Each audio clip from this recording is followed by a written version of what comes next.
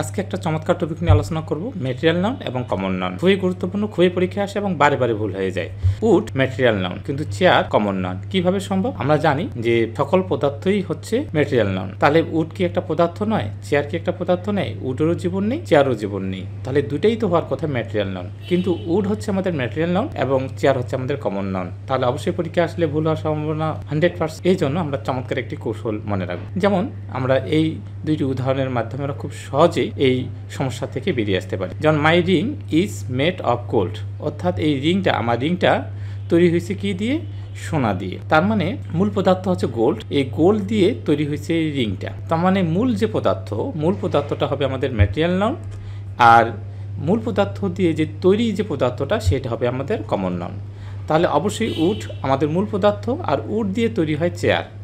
যেহেতু উড হচ্ছে আমাদের মূল পদার্থ, তাহলে এটা হচ্ছে ম্যাটেরিয়াল নাউন, আর চেয়ার হচ্ছে আমাদের তৈরিকৃত পদার্থ, তাহলে এটা হচ্ছে আমাদের কমন নাউন। তাহলে প্রত্যেকটাই এখন আপনি পারবেন। দেখেন, তাহলে গোল্ড মূল পদার্থ, এই পদার্থ দিয়ে তৈরি হয় রিং, রিং হচ্ছে তৈরিকৃত পদার্থ, তাহলে এটা হচ্ছে আমাদের কমন নাউন, আর মূল পদার্থটা হচ্ছে আমাদের ম্যাটেরিয়াল নাউন। গ্লাস হচ্ছে আমাদের মূল পদার্থ, আর গ্লাস দিয়ে তৈরি হয় কাপ, তাহলে তৈরিকৃত পদার্থ, কাপ হচ্ছে আমাদের কমন নাউন। একইভাবে উড হচ্ছে মূল পদার্থ, আর মূল পদার্থ দিয়ে তৈরি হয় টেবিল, টেবিল হচ্ছে তৈরিকৃত পদার্থ, তাহলে এটা হচ্ছে আমাদের কমন নাউন। কটন হচ্ছে সুতা, মূল পদার্থ, আর এই কটন দিয়ে বা সুতা দিয়ে তৈরি হয় শার্ট, এই শার্ট হচ্ছে আমাদের তৈরিকৃত পদার্থ, এই জন্য হচ্ছে কমন নাউন।